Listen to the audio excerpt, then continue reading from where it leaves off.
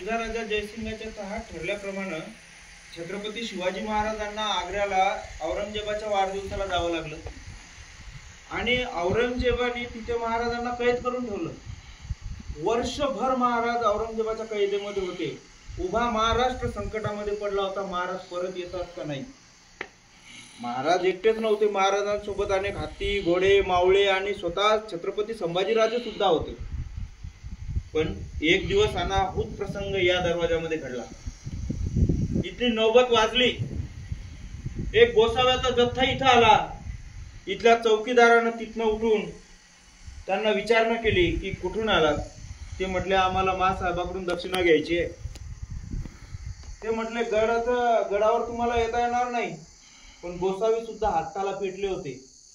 गोसाव्यांनी म्हटलं की आम्ही दक्षिणा घेतल्याशिवाय जाणारच नाही। आणि मग ते या दरवाजातून चौकीदारांना त्यांनी सांगितलं की तुम्ही महासाहेबांना जाऊन विचारा की गोसावी तुमच्या दर्शनाला आले।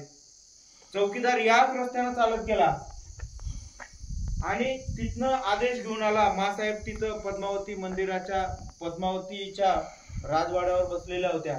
त्या चौकामध्ये गोसाव्यांची भेट झाली।